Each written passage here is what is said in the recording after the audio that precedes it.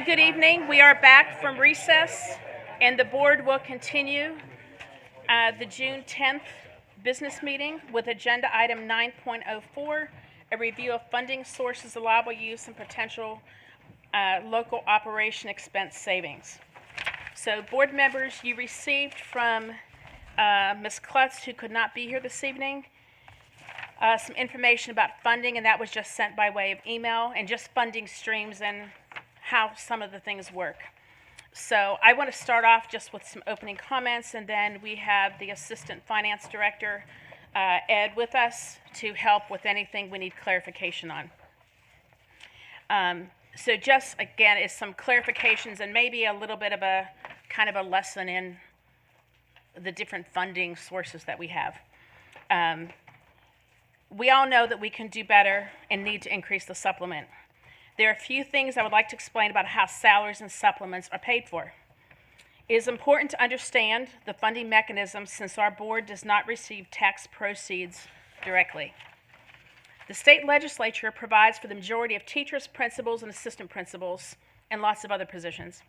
However, the student position ratios are not how we want to or need to manage our learning environments.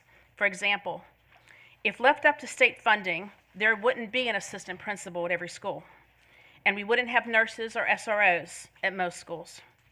Much of the funding to have safe schools, to treat schools equitably, to maintain local school grounds and buildings, and to have technology resources for more students are all from local funds. And local funds means your property tax dollars and the sales tax proceed portion that the county gets. The portion that goes to the cities, municipalities, does not support schools. While the state provides the base part of salaries, the local supplement is meant to provide a more competitive salary for folks in our district. Right or wrong, more and more expenses are pushed from the state down to the local level. Much of the work to improve school safety is from local money, whether it be SROs, nurses, cameras on buses, or security improvements of the buildings. We do receive periodic grants from the state, but those are not guaranteed in perpetuity. I can never say that word.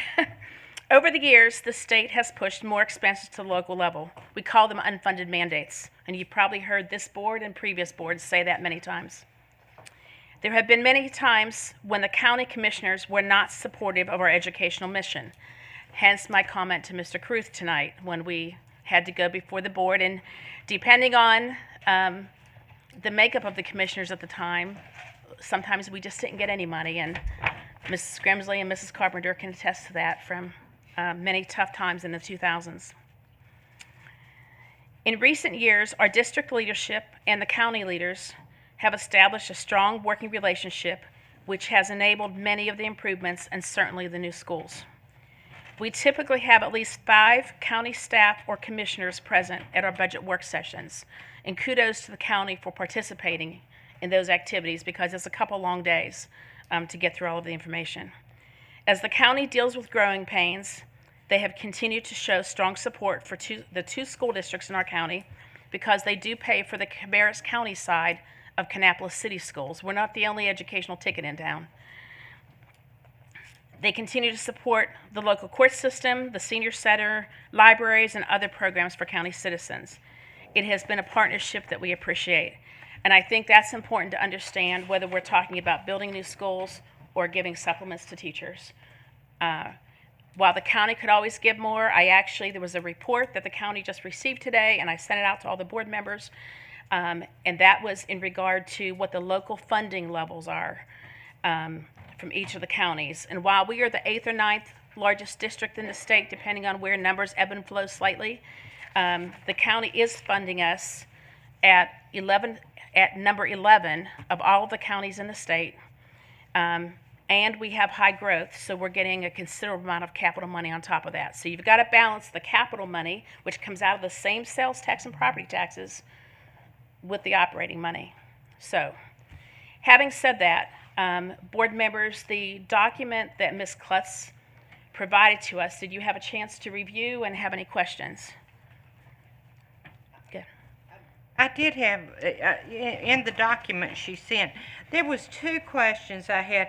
I wanted to know what a ITF person was, and also what a power school person was. Instructional technology facilitator. Well, I thought That's a it was an locally funded IT position, right? person. Yeah. And so do they just are they actually a teacher, or are they one just that fixes person and just that enters stuff? Our positions for ITFs in this district, and Mrs. Jones or Dr. Louder can speak up if I get this wrong, we require a master's degree in instructional technology for those positions, although all teachers, the younger ones, do not get their master's pay because the state stopped that. Another one of the state reductions, but we still require that position. And while they may have to fix things on occasion, there are technicians, technology technicians, who fix the computers. So ITFs teach students, and they teach professional development to the staff at the schools. Okay. So they're teachers in two different ways. Is that correct, Mrs. Jones? Yep. Power school. What is it? Do they just enter data? Yeah, basically the data manager. So these are the people that are taking attendance every day. They're the people that are registering new students. So any type of student data, they manage that and, kind of transport it electronically, if you will. So all student data is controlled by the data managers at the school level. So they're just entering data then. That's all they're doing then, just entering data? Just entering data. No, Yeah. Many of them do many more things, like sometimes data manager may answer the phone part of the day depending on the clerical allotment, but ultimately, again, every new student that comes in, they're part of the registration process for that. At a high school, they're checking attendance 4 times a day, or at least they're processing also. It is all forms of student data, and as you know, every day there's more ways that we take data and use the technology to do it. So it's certainly a full-time job. But that's different from the ITF person then. Yes, ma'am. I mean, very completely. different. Well, I mean, I was looking at these salaries, and you look at it with some of the benefits, it's almost like with almost the teacher salaries. And They would The also, ITF is a certified teacher. the data manager would also enter the master schedule into the computer to make sure students have a schedule. So again, enter every new student that comes in, so quite a bit of data. Data manager is not a certified position, and an ITF is a certified position. Okay, because that was in these things that we bought, we talked about, and I know this is the prior year, but some of these, they were in our discussion last week, because again, Kelly explained this to me, because we were talking about, she said, okay, they would have to be vacant positions, and that they would slip them into for us to have a savings. Okay, well, you were saying that for us to have a savings, they would have to be vacant. I mean, they would have to be, Open position. an open position for us to actually have that to be the case. For us to have a savings for it. For that, I mean, for us to have that to be the case, we would have to have that, for us to be able to utilize that position. Because, it wouldn't do us any good to have that. But one of the things, do you want to bring up that other thing now, or are we going to wait to bring that up? The idea that we had a misunderstanding on Yeah, I Tuesday. thought we'd wait till the next one, but whenever you want to, it's fine. Well, I mean, that's the way we're talking about revenue. I mean, cost savings, and this is we had a misunderstanding. Yeah, so we did. At the break, when Miss Carpenter said that I owed her an apology, I asked her why she thought I owed her an apology.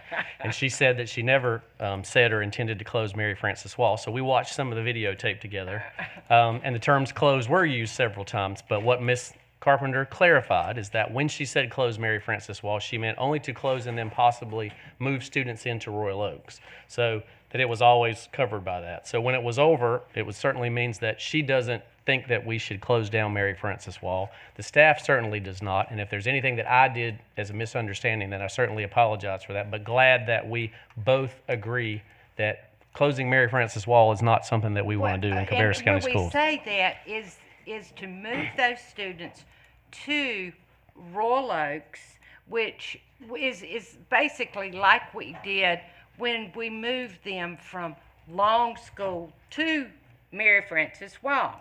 And in doing that, we are moving them, which when we built Royal Oaks, we left the pre-K wing. We actually left it there.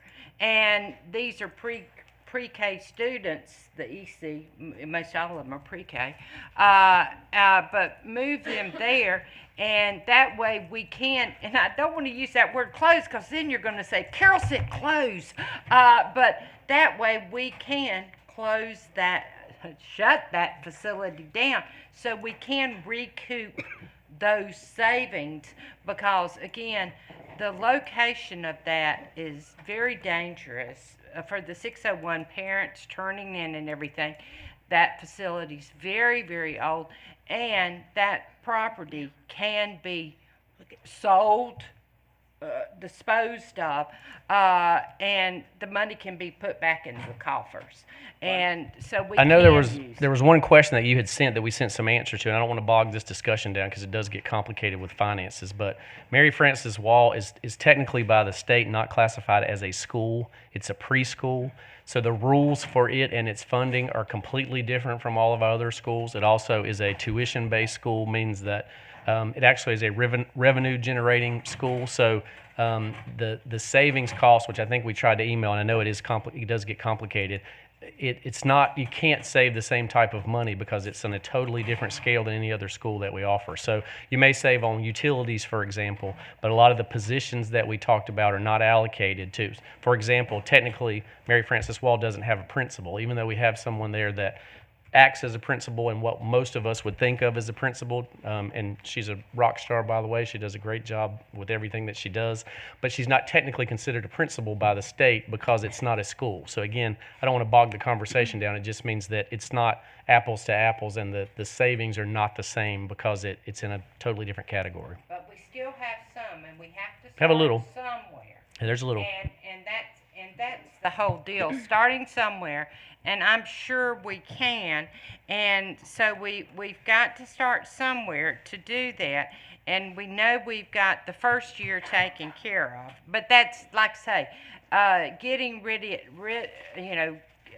utilizing that as a starting point is one thing. But I just wanted to clarify that. I'm glad that we got that taken care of. So, board members, Mr. Hughes, I just sent you an attachment, an email.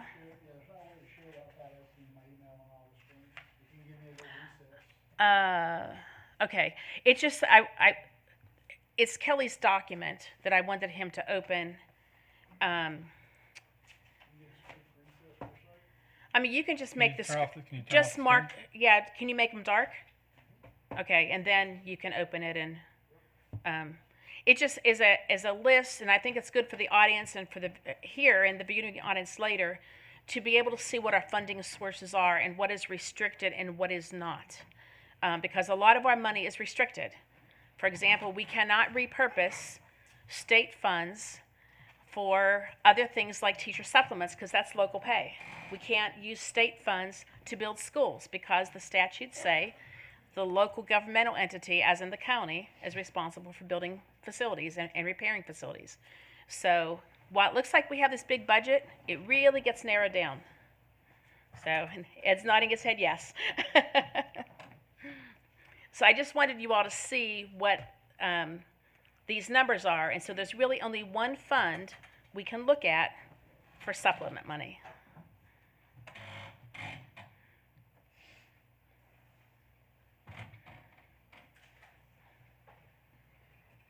I think he's getting us ready over there.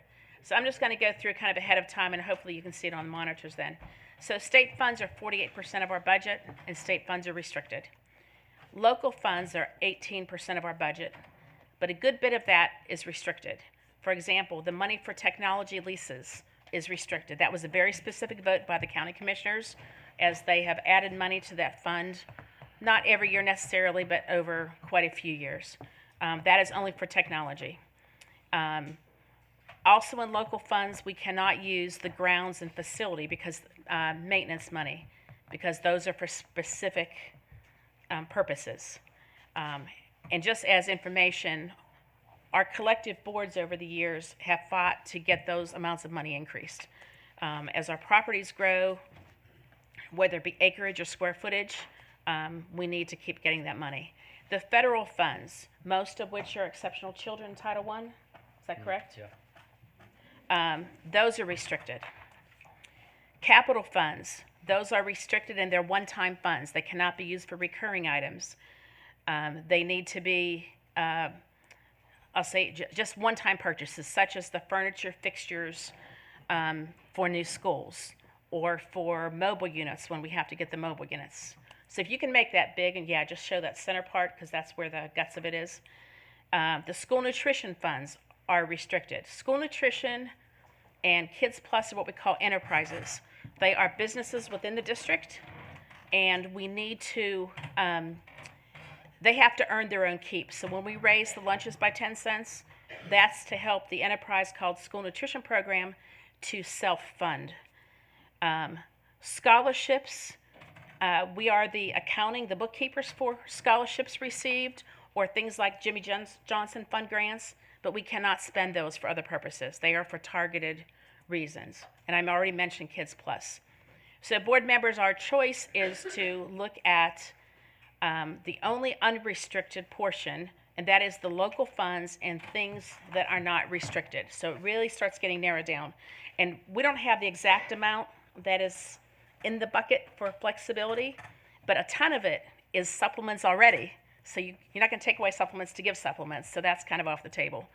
$15 million Supplements are $15 million already. And then you got another $10 million for facilities. Can you come up and with the mic? Thank you. Sorry, Ed. So down in Kelly's paragraph, it just gives you some idea of how quickly that money starts to whittle away. So if you Yeah. look at the percentage-wise, you've got somewhere about $70–80 million in there. Is the And- mic on there? Okay, Yeah. it is. Okay. Is that just better? not- And then, so, $15 million are for supplements. We fund 64 locally paid teachers. That's another $5 million. $10 million goes to facilities and maintenance. $14 million for other staff.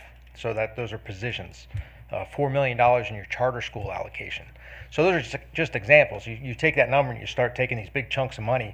It's like big groups of people that get paid out of that local fund. So to do like zero-based budgeting and get into nitty-gritty detail, you eventually get into a very small number, and you're going to spend a lot of time on a very small number with all these restrictions. So that's the kind of the point that she's trying to make there.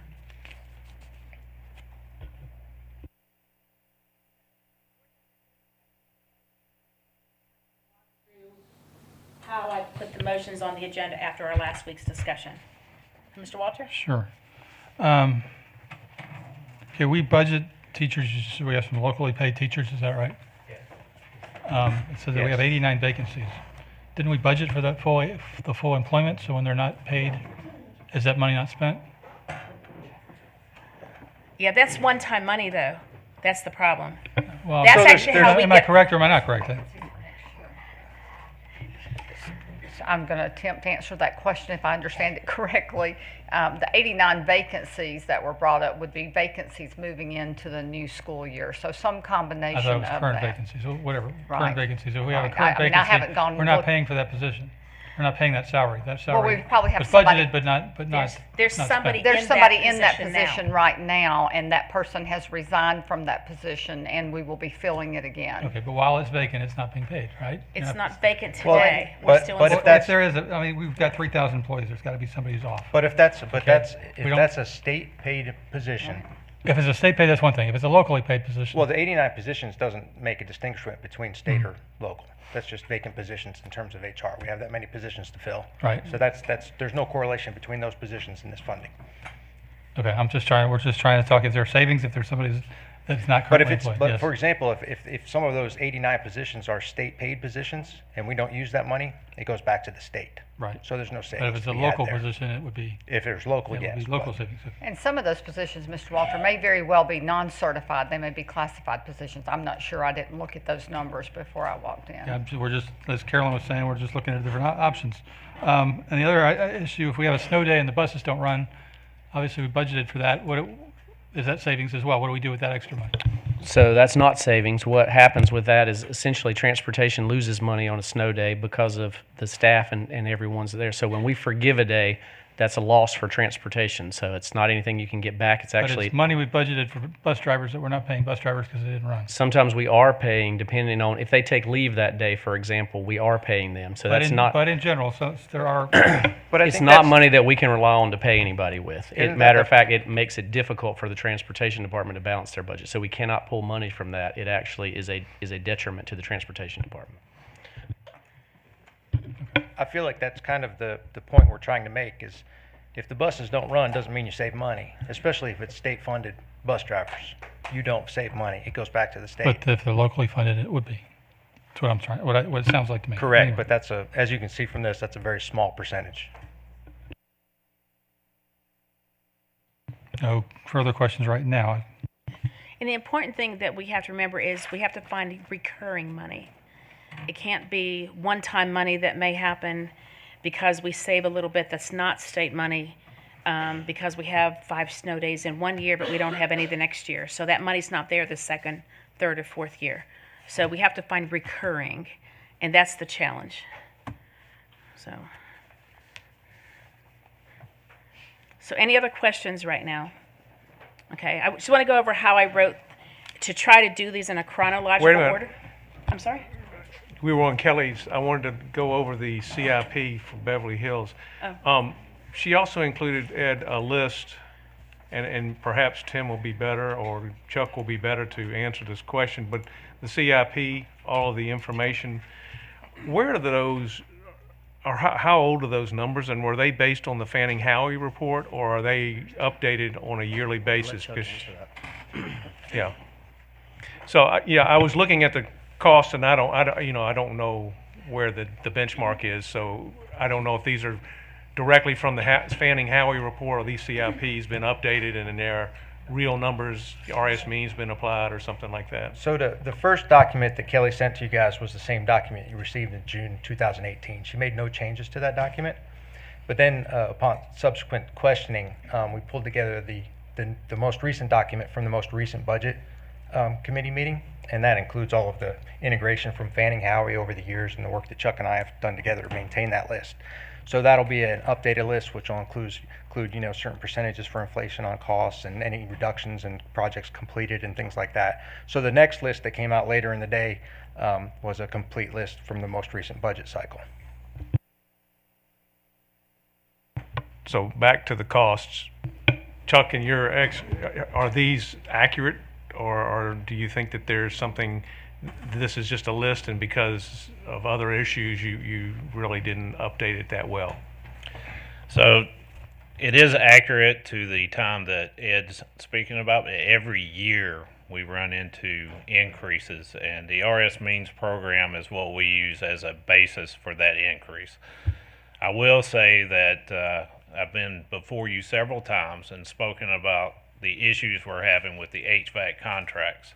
So in my opinion, the HVAC costs in there at this point in time,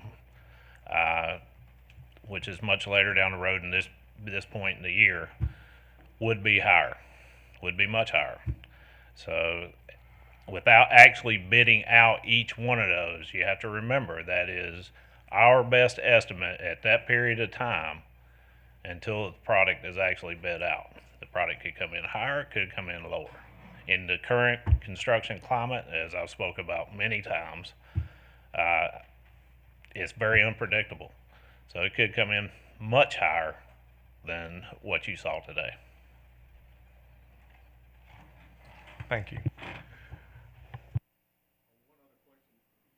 On the lighting and electrical, because that was another item that was on there several different times.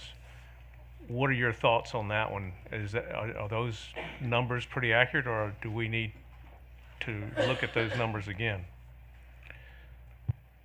So on the lighting and electrical that you're talking about, many times in the budget process, we will break large projects down into smaller projects in order to facilitate the county's money plans. In other words, if they don't have enough to fund a large project, the complete project, they may have enough to fund a portion of that. So we include those. What we've done in this list is taken out the smaller projects that would be included in any larger projects here, so that you can see the actual number that we propose it would take to do that. I'm sorry, does that answer your question? Yeah, so basically what I'm hearing you say is that the 1963, 1974, 1985 building addition replacements were smaller projects so that the county could provide you something, but if they had a little bit of money. And then the service branch upgrades was too big a project that you couldn't piecemeal itself. It was a bigger project. That's correct. Sorry, that's correct.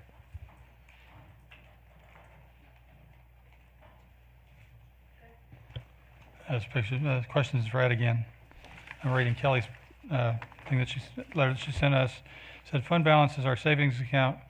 We save because we can't predict the future. Having adequate fund balance allows us to be financially secure and provides a safety net when unforeseen things happen.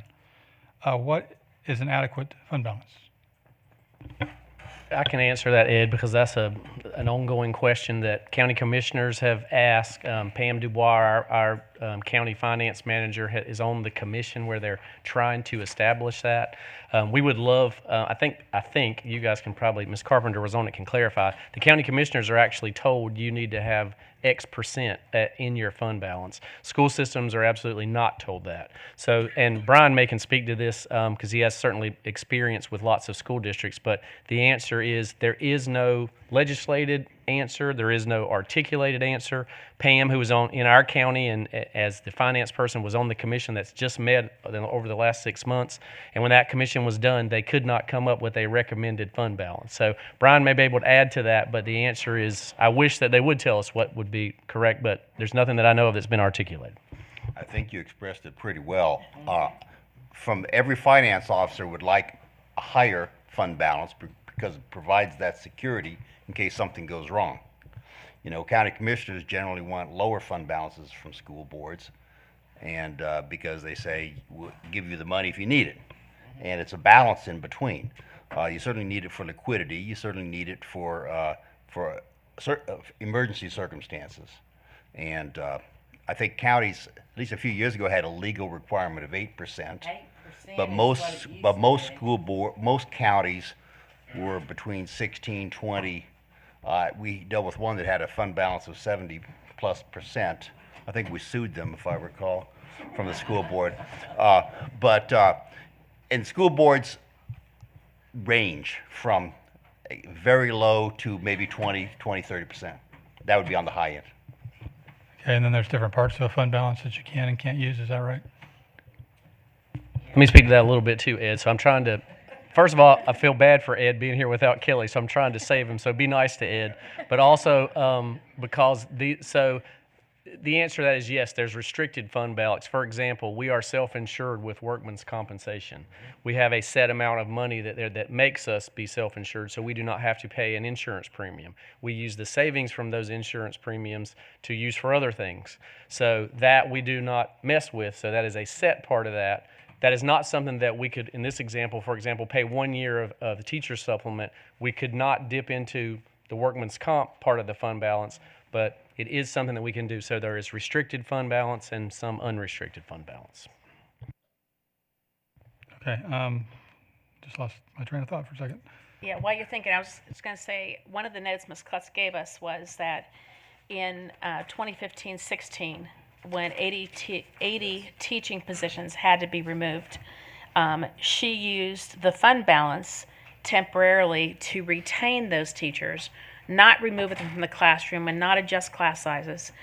And then as the district grew and the state funded us for more students, she was gradually brought them back into regular funding and not using the fund balance. So it's there for the emergencies, as if the county has a very high rating, but if they ever had a problem, we have to continue paying to teach children because we have that responsibility by law.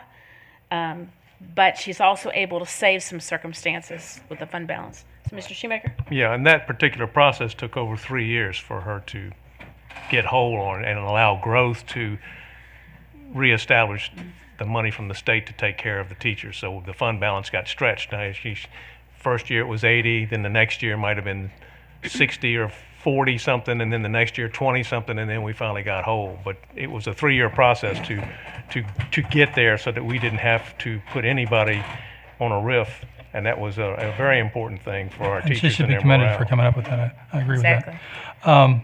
The question was, okay, I know we have to vote to take stuff out of the fund balance. How does the fund balance accumulate?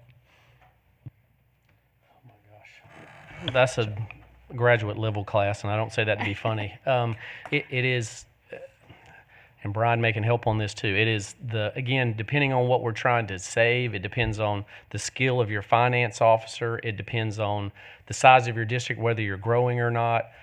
So literally, when you have a $350 million budget, there are these tiny pieces of dollars that get accumulated into that if you're very smart and know how to accumulate that well. And Ms. Klutz, despite some of the things that kind of were said about her earlier, is very, very good at it. I don't know anybody in the state of North Carolina that's better than that. And so what we end up doing then is, in the example that was given, rather than having to fire 80 teachers, we're able to use that. So this circumstance is a circumstance where we say, we have money in fund balance for 1 year to be able to make this work so teachers can start getting paid immediately, but it would not be wise to go beyond 1 year with fund balance money because we may have to save 80 teaching positions again in the future. Okay, I'm, again, just trying to figure this out because it looks like the fund balance in fiscal year 2016 was 6 million, in 2017 was 7 million, and then in 2018 is 10 million, and that's called unassigned fund balance. So that is increasing by well over $1 million a year, and we're just trying to save, 600, 700,000 a year. And that's where my question comes from. What it keeps adding into this, and if, can that be offset on some of these teacher supplements? And so I think the answer is no. As we said, we are, certainly Ms. Klutz and I got together on that. Are we willing to do that for a year to go ahead and put this in place? The answer is yes, but it would not be our recommendation to go past a year for all the reasons that we said earlier. In other words, the year that we went into deficit for 80 teachers, the state made a decision in June that began in July or August, because they're never finished in June, that basically said, you either have to pay for these teachers' salaries or you have to fire 80 teachers. And because we had a fund balance, we didn't have to fire anybody. But had we been in a district with zero fund balance, and there are many of them, then there would have been no answer but to fire. And so again, Ms. Klutz, because of her skill, we were able to say, yes, let's do this 1 year, but we have to have a recurring amount of money to not get us in trouble. And again, because the board had voted already to vacate Beverly Hills, it was, well, that will begin. Here's the way we pay for it. Now, obviously, you guys will have to decide if that's what you want to do. But if you don't want to do that, then starting in that year, then somebody has to say, well, where are you going to cut $600,000, $500,000 or $600,000 of recurring money? That's where we're at. And I'm just going to use an example, too, that over the years there have been places where we've had an emergency. We had a fire at the Northwest Gym. The insurance was slow in paying back. I don't know, Polly, you remember that, or Carolyn? They were slow in paying. So we did a one-time out of fund balance to help accelerate and get that gym redone so that we were not dealing with the burnout building on the property. So there's things that happen like that if there's emergencies that are one-time, non-recurring events that she'll take. It's not just one time, too, I want to say, because we've had this conversation with the county. So what was mentioned earlier is Title I money, for example, federal money. Often we do not get federal money until October or November. So Title I schools, for example, we may eventually get, I'm just making up a number, $2 million. I think this past year it was about $4 million. Crystal's not here, of Title I money. But the school needs to have those teachers in place on the first day of school. We will not get money from the federal government until October or November. So we will use money from fund balance to pay those bills until it comes in. So yes, it gets reimbursed, but if we don't have $2 million sitting in that account, then people don't get paid until we get the money from that. There are numerous situations like that, that again, you're using constantly shifting money around. And again, that's why we're going to say, well, here's a healthy amount that we wouldn't want to go below. That's what we were willing to do in this case, but wouldn't recommend that we go beyond that. And that's an excellent reason to have a fund balance. It's just, what is the appropriate amount? What should it be? And if Question you- I'd y'all- like to ask is, who wants to be a school board member? With the complexity that we're trying to explain here, I hope it's clear. I know people want to. I saw that hand go up. I'm glad I did. Terribly complex, folks. I mean, these funds are not fungible or move around. We can't move them around like we want to. We have to abide by excruciating regulations and control. Yeah. And I will tell you, our auditors, year after year, if any of you recall, and you can get back and look at the tapes even, they typically comment on that we have a sufficient fund balance. Now, what they're measuring against, I'm guessing they're looking at a percent of our overall local expense and saying, yes, you can recover that. Or an example that Dr. Louder gave, that you have enough money to carry you through if one of the governmental agencies is late in paying you. So maybe we should ask our auditor what appropriate amount would be. Yeah. Yeah, I mean, they may give a percentage. Actually, we've but- asked Mr. Shaparic every year what an appropriate amount is, and he says somewhere between 8, they say somewhere between 8 and 12%, Yeah. and he says y'all stay somewhere close to that range, and that's where we generally And he's good are. with it, yeah. Since it's not legislated, it's recommended for cash flow, so. Okay, any other questions for Ed right now? I want to talk about the sequence of motions. Is that okay?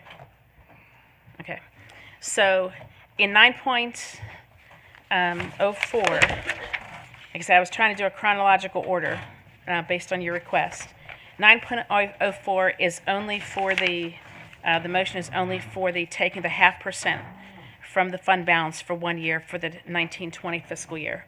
Then subsequently in 05 is a vote regarding Beverly Hills and whether we vacate or not, or extend it by a couple years, whatever the motion comes about. And then the last motion would be that we as a board agree to repurpose local operating expense funds or to identify other savings no later than August 12th. So we need to commit early in the year so that if it's most likely going to involve positions from the local recurring money, that's one of the few things that the county is not restricting us on.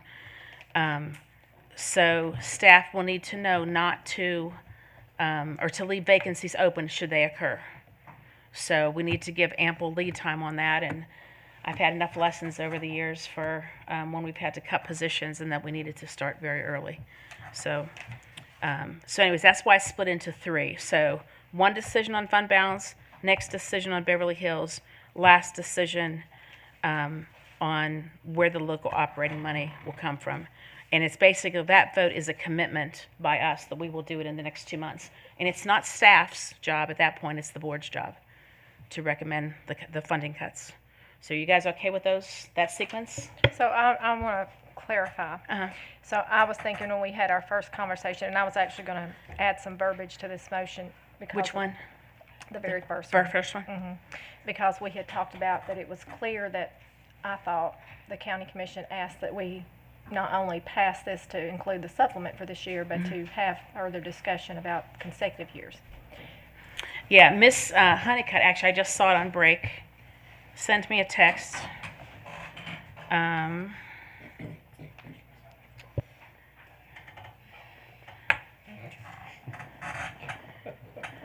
Let me see, because there's a whole lot of extra words about a meeting and everything else in here. Oh, it's popping up there. That she meant to call me before 6, blah, blah, blah. But that they are okay if we take it from any part of our operational budget. We still have to find it, they will So- not fund it. Right, so let me ask you something, because we really need to get to 9.04, but we got to get past 9.03. So my thought would be to put a motion on the floor, and I'm willing to make that motion, that the board allocates CCS fund balance to cover a 0.5% increase on the teacher supplement for the 2019-2020 fiscal year, Okay. and to include further discussion regarding the usage of operational savings to continue the supplement in consecutive years. That actually is the third motion. It's already there. So that's the third motion because that's it in my- depends on the Beverly Hills vote.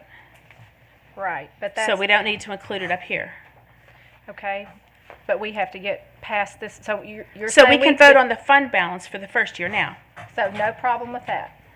Yeah, as long as Didn't we do that last week? we have to do that in sequence. No, we didn't, but we just discussed. We didn't, but I thought you said initially that we had to include that. So I'm thinking we've got to do that first before we do anything else, but if you're okay with that, I'm perfectly fine with Yeah, I that. think it's dependent. So that's why I was trying to sequence it That's fine. in As an long order. as I just wanted clarification on that from what came out Are of we the okay with that, discussions. Ed? Did you see? I mean, we say fund balance, then we decide about Beverly Hills, and then based on that vote, then we move on and decide or commit that we will find the operational savings. Ms. Grimsley, do you want to? I'll second It was logical to me, but maybe. Okay, well then let me go back. If that's good, I just was thinking that we had to do this first because of what we discussed last week. Well, we but I'm wanted to, good. yeah, we want to do the fund balance part first. Okay, so I will make a motion that the board allocate CCS fund balance to cover a 0.5% increase on the teacher supplement for the 2019-2020 fiscal year. And I second. Yes, ma'am. Any further discussion on the first half of the or the first year of the supplement? So we have a guarantee from the county commissioners they will fund the other half. Is that right? Oh, no, they're not funding after.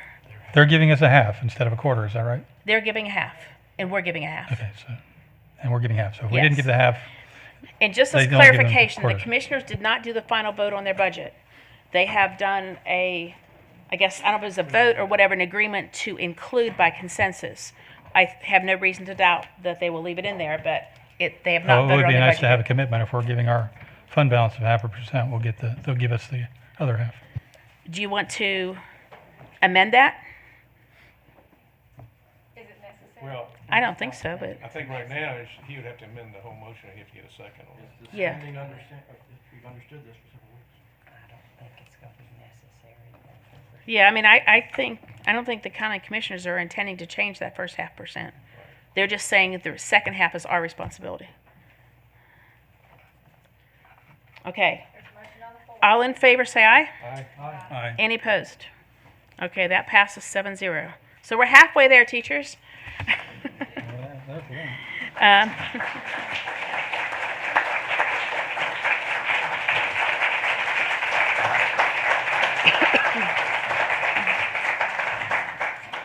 Okay, now the discussion regarding the June 28th, 2018 decision to vacate Beverly Hills Elementary School, including the subsequent actions needed regarding the use of seats at Royal Oaks. So I don't have a vote in here about Royal Oaks, but that's something we need to consider, and we may want to consider that on the August 12th agenda, depending on how this goes. So, Madam Chair, I'd like to make a motion that we actually table the decision to vote on vacating Beverly Hills until the August business meeting in order to allow time to develop a revised 10-year capital plan and allow the state legislature to make some decisions on the House and Senate bills that could potentially add bond money to our local county government to be used to invest in additional schools. Second. okay, there's a motion on the floor, and I didn't catch all of that detail. All right, I'll reread But it. if you want to read it again. Yes. A motion to table the decision to vote on vacating Beverly Hills until the August business meeting in order to allow time to develop a revised 10-year capital plan and allow the state legislature to make decisions on the House and Senate bills that could potentially add bond money to our local county government to be used to invest in additional schools. Okay, Mr. Harrison made the second. Board members, there's a motion on the table. Discussion? So I think we need to have some real discussion on some of these issues, especially for the two of us that have come back, or me that's come back on, and Laura that's new to the situation. So my thought is, I'm disappointed that we're where we are and we haven't had more discussion about what has taken place in the past. And I've had to go back and watch so many videos because according on to who you talk to is what perspective you get on what's actually taken place. So I've seen the video that Royal Oaks was voted on to be a swing school. I've heard the discussion that it went back and it was stated that it was going to be used as Beverly Hills replacement school. When I came off this board, in our capital improvement plan, and Barry, you had a copy of it because we gave it to you, there was a Beverly Hills elementary school replacement, okay? So it's very hard for me to come back and see all these revisions, and not only just those revisions, but now those are put on the back burner. So in our budget book that we were given in January at the retreat, it's list that we're going to have the Beverly Hills renovation, reuse, whatever that is, after we have the opening of R. Brown McAllister and Coltrane Webb. So it's concerning to me that we're going to give up 400 seats, send those to Royal Oaks, fill that to 118% capacity, have nowhere else to place students, and I would love for Mr. Taylor to give me some ideas, because that capital improvement plan that we got for Beverly Hills is just as lengthy as that one for R. Brown McAllister and Coltrane Webb, and that is very concerning to me. It was a okay idea, I guess, when you were thinking to close Beverly Hills, move them to Royal Oaks. We had those two other schools in place, or at least one of them, and we don't have to worry about two other schools going down, us not having anything in the pipeline for 8 to 10 years, which is now what the new plan is, and us to have to absorb growth for at least now, for sure, 5 years. 2024, there's nothing but the middle school on the horizon, which we are very grateful for. But at the end of the day, there's nothing in there for an elementary level to do any type of replacement or rebuild or new construction. I have a very hard time, for whatever reason, I don't care who it aligns with, that we would give up 400 seats when we have just purchased $2.5 million, $2.4 million, whatever that is, for mobiles. And those are definitely going out throughout the county. But at the end of the day, for us to know that we are going to have to absorb 5 definite years worth of growth in the elementary area, and most of our schools are at capacity or does exceed, and we have nowhere to move those kids. The other issue I have is I made it very clear when we started this redistricting plan that it really bothered me that several of the schools that have huge issues with growth, Weddington Hills being one of those at 126 or whatever number that was, that we didn't touch that one, and to be told, well, we were trying to not impact as many schools as we possibly could and not do a huge shift or movement. But if we put those kids at Royal Oaks, I'm not so sure how we're going to deal with some of those other areas that are going to be at even a greater overcapacity than what we're discussing. And if we're not going to redistrict those, and the other issue is, if we close Beverly Hills, we no longer have a Beverly Hills district. So we're going to have to address that. That means redistricting, period. That means we have to figure out where those kids are truly domiciled and place them in those. Now that may be an answer for everyone. It may very well be. But we've got to do it right. And for right now, to me, without or knowing some type of plan, we have nothing in the pipeline for an elementary level for at least 5 years. And that's probably going to be pushed out to even greater, 8 to 10 at the least. And if y'all can tell me differently or promise me something different that gives me some assurance that we're going to give up 400 seats, it's in a bricks and mortar building. I know that it's has lots of issues there, but so does R. Brown McAllister, so does Coltrane Webb, so does other schools that we have. I'm just having a real hard time doing that, knowing we don't have a good plan. We do not have a good plan. I would really like to see us do a planning session with the Board of Commissioners and to have a really good discussion about some of these, because the plan that moved forward after I came off the board, the plan that was told us in January in our retreat and what's coming down now are not the same. And it's really hard to place a decision or make a decision and place that 400 collective unit of kids at Royal Oaks, where I thought vacate temporarily, whatever, feasibility study, get it done, and then make a decision is not the same as what we're discussing now. Well, Ms. Grimsey, I'm just wondering if what you're requesting is really what Mr. Shoemaker has motioned, because right now we have Art Brown on the published capital plan for 2024. You're right on that. It's not 8 to 10 years, it's 2024. And that's an opening date, that's not a start date. No, wait, what school is that for?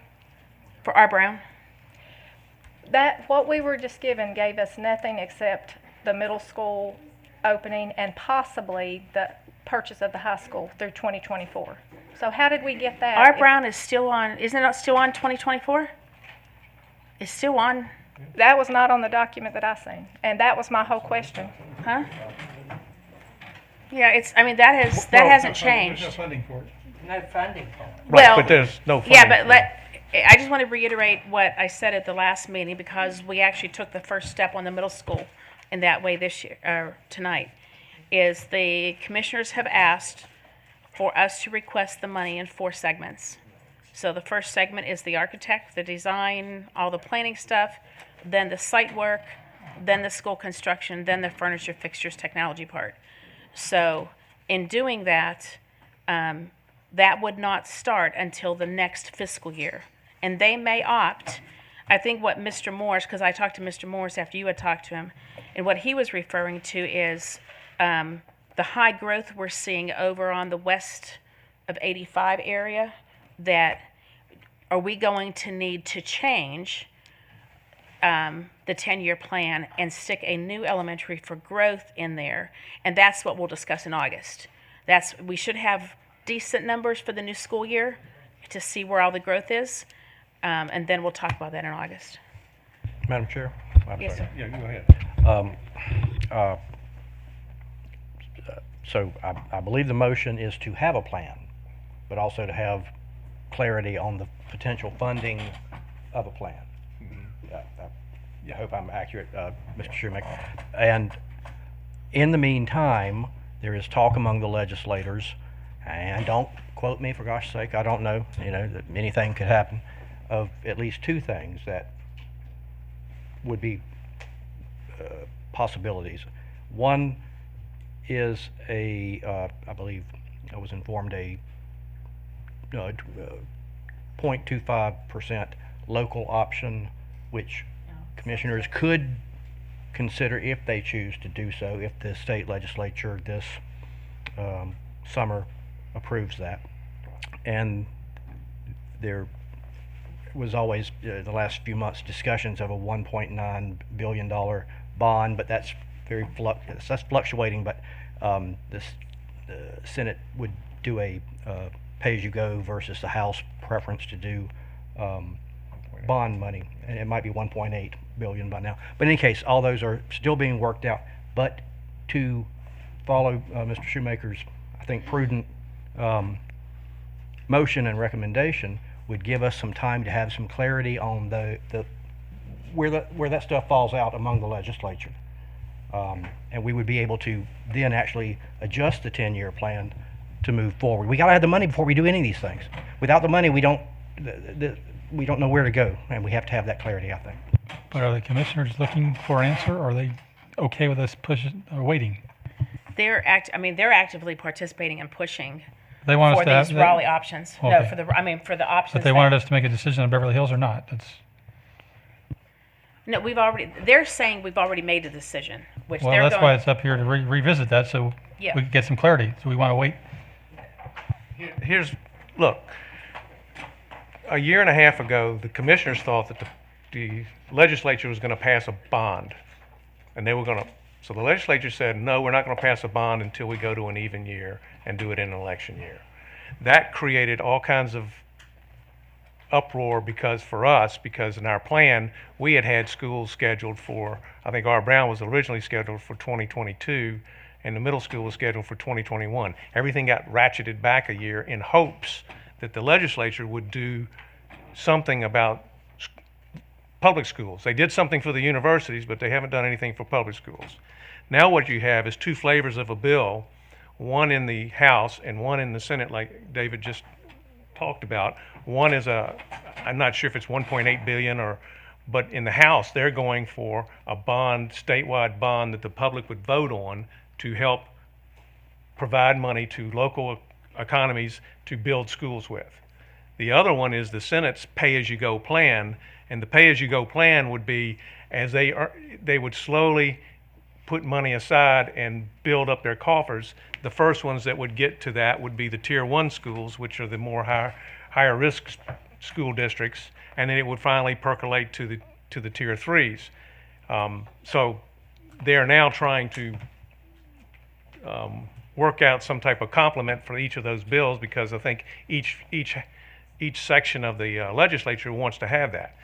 On top of that, the current county commissioners have requested this 0.25% increase on the sales tax, and that will yield close to $8 million of revenue to the current funding, which would also Can I help just ask, them. in what time period?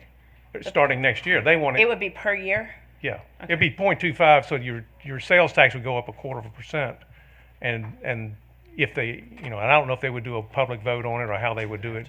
Yeah, so they have to do a referendum, but they have to have permission to even offer it up to the public.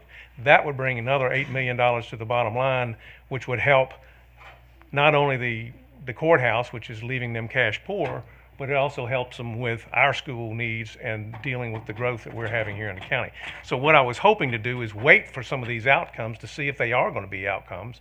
And in August, we revisit our decision. It also gives us some clarity as to how to plan for our future, because the legislature is supposed to be finished by June 30th. But, and all I can do is say that's what they're supposed to do. That's by law. They're supposed to be finished, but they break their own laws and they do their own thing. But so I'm trying to at least be prudent enough to say, look, let's look at this. Let's not make any hasty decisions about anything, because vacating maybe that we can get a school and put it on the capital plan, and it makes sense to do what we're doing. But until we have a clear view of what the future holds for us, there's no need for us to be jumping around and then have to turn around and change votes again when we find out that a very favorable climate just popped up and we didn't know about it. So that's where I'm trying to head, is just, there's no hurry, and let's not rush to judgment. Well, I'll be honest, I think that was a hasty judgment in the vote to vacate it. If the intent was to close it, that is, to me, was a hasty decision. And Barry, we can all argue both sides of this, for all night. But my thought is, number one, I'm not going to support, knowing what we know now, that we really don't have an R. Brown McAllister or a Coulter and Webb coming down, unless we can prove that differently. What I got was that's being moved out for at least 8 years. 2024, and that got bumped. And even if we did, Where did you get that by 8 years? I don't know. It's whatever y'all sent that said that this was what was in the going to be No, approved. it wasn't. Not. Do you want to share it? So Yeah. I would like to see what the county commission actually sent out that they're going to approve for their 5-year plan. I don't think they changed anything for us. Well, if they didn't, then we definitely don't have anything in there except the middle school and a possible and high we have school. R. Brown on 2024. It's still there. I did not see that. I would like to see that. It's in ours, but it's not in their 5-year. So here's my point to that. Yeah, 'cause If it's not in their 5-year, I've already looked. You've got to show me that differently, because it's not Yeah, in I their don't have 5-year it plan. here right And now. here's my point. If it's not in their 5-year, even if it's placed in their next round, by the time you do all the components, just like we always have to do, that automatically moves it out 8 to 10 years, just in the process itself. I mean, there's no other way to expedite that, and y'all know that. So my real worry is, here again, we're going to give up those 400 seats. And my thought is, if the fire marshal was on us about closing that building, or there was some big, Mr. Taylor, you're telling us that we've got to close it because something's had major failure, I would be there. We'll be there if it happens. We would have no choice. But at the end of the day, if we move all those kids to Royal Oaks and we fill that school up, and now we've got to absorb 8, possibly 10 years, definitely 5, worth of growth and sit here and wait on the R. Brown McAllister replacement. If R. Brown goes down or Coulter and Webb goes down, where do we send those kids? And you and I had this conversation yesterday. We did. We've never maintained open seats in case. But and here's where we're going to finish that Yeah. conversation, so Yeah. we'll finish it publicly.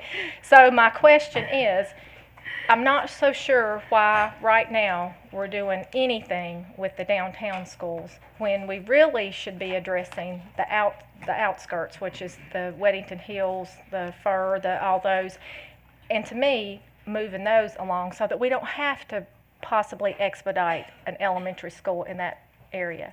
I'm not so sure why it's not more of a thought to redistrict those areas correctly, fill Royal Oaks from the outside instead of coming into the Concord and pulling those.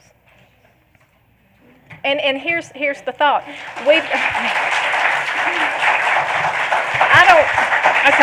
Hold your claws, guys, because I don't even know. Cindy, just give me a few minutes. I don't even know if any of that is feasible, logical, should be exactly done, because to me, we didn't complete our redistricting plan because we left so many holes in it with some of those schools that weren't touched, weren't addressed, that are having issues themselves. I don't know what all needs to be addressed there.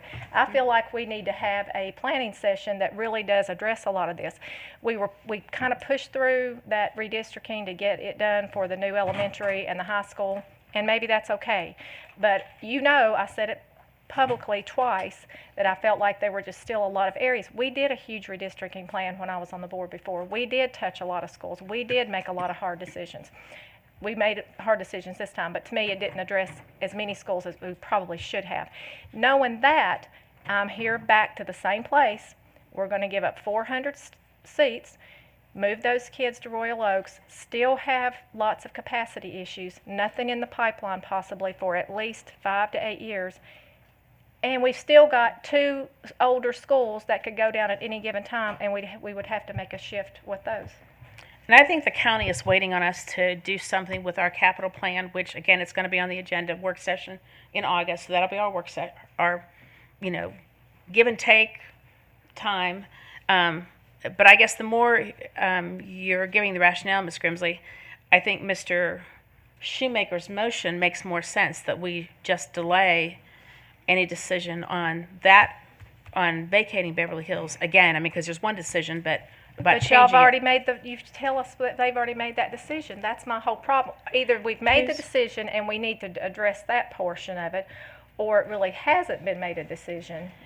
That's my issue is, are we banking these supplements and these next go-rounds because I don't want to come back here and say we use the operational savings, now we have no choice but to vacate or to do something different with Beverly Hills. That is my problem. If we've made the decision and that's what we're banking on and that's what we're going to use these monies for, if that's where we're going next. And I get it, Barry, that you say we're going to move this decision. But Let me help your fear. Okay. Right now, if we vote on it tonight, more than likely you'll vacate it without any capital plan or anything, and we'll be left with the decision that somehow we'll have to come up with $650,000 worth of operational savings after next year, okay, or 450 or whatever that number is. I think it's 650. So we'll have to come up with it. So it doesn't really matter. We're going to vote, and I feel like everybody here is going to vote that we'll have to find some ingenious way of coming up with $650,000 of operational savings, whether it happens to be vacating Beverly Hills or whether it happens to be figuring out how to basically manipulating our budget to limit the amount of risk to our teachers so we don't rift people, but at the same time we got to work with Kelly, and we'll have to work with Dr. Louder here to figure out what the right thing is. But I think we need to see a better landscape. Right now we've got our legislature that's sitting there getting ready to make some potentially very large decisions that could help the county in making some of their decisions. They've been sitting on the edge of their seat for 2 years. They finally pulled the plug and said we're going to have to increase taxes because they weren't sure what the legislature was going to do. So they've made a huge calculated risk, and they're hoping above all things that the legislature will actually come come out with some favorable rulings that will help them deal with some of these problems, because they've put it all on the backs of the local community. And the only other options that they have are raising taxes, and they don't get the opportunity to do it in a way that is a little more creative, that really doesn't affect us, but we get to use some of the influx with the quarter cent of people coming in. And I get all that, and I think those are all very reasonable reasons and discussion items that we need to have. My issue now is, supposedly, y'all have maintained that the decision has already been made to vacate. So my thought is, we've got to take that off the table, and then we start at a neutral playing field of what we do, where it comes from. I may very well, and I've been very honest with the Beverly Hills people. They know I've said, if I feel and I get to the place that I think that school needs to be closed for whatever reason, I will be there to support that. At this point in time, I do not want to be in a position where I've heard we have to use that for the operational monies because we've kind of committed to that, or we've already committed to the vacate, so that's going to be off the table if we don't reverse it. We need to establish what we're really actually doing with that portion of it, because it's not that we're talking about, are we going to make a motion to vacate it or not? That has already been done. So that's my problem with that. If that hadn't already been done, you're right, this would be a different type of motion.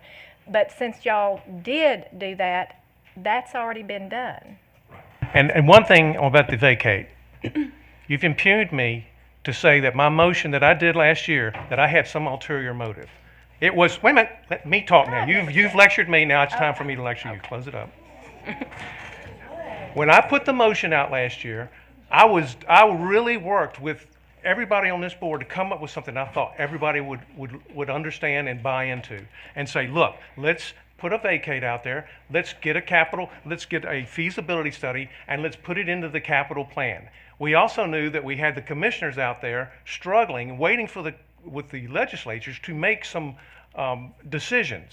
And we knew that was out there. That was going on last year. But I had no intention of not putting this on the capital plan and doing it. So to make it, were you going to close it? There was nothing insidious ever in my mind to close Beverly Hills. It was to put it on the capital plan and see where it fit and get this board to talk about that. But I think that the innuendo that's been out there is wrong, and I think it's wrong-minded to be thinking that there was some hidden agenda to die, and I resent that, because I try to speak the truth, I try to do the truth, and I try to do what I say I do. That's part of my motto. That's who I am. And for people to impugn me and to put those kinds of things out there is wrong-minded. And I'm just going to let you know, I'm offended by it. I'm hurt by some of the things that have been said. They've been untrue. Well, let me just take a minute to let's back that up. I didn't personally say that you did that. And I have not said. I have said, because I wasn't here. I didn't know you made the motion, to be quite honest. So now you've told me another piece of information that I didn't even know. The board at that point in time did it.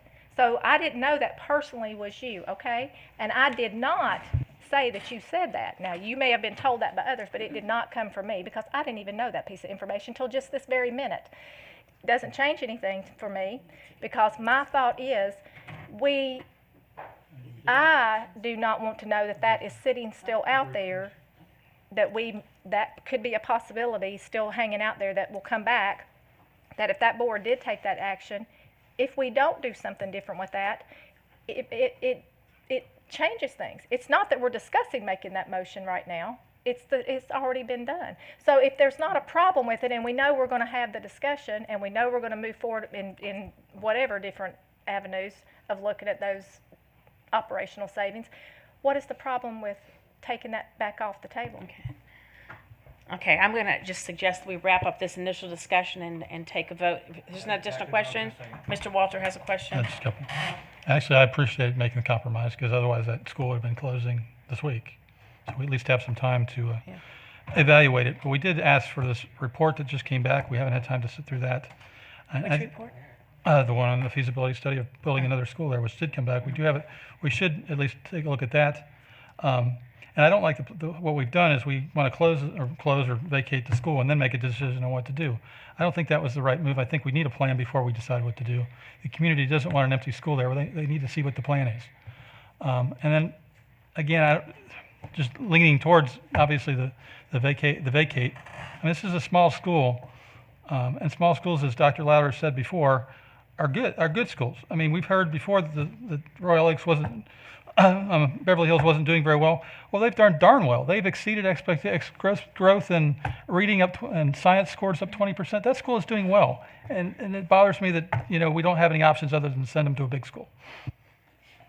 One of the things that bothers me most is, and I've said it once and I'll say it 1,000,000 times, is it's about the children.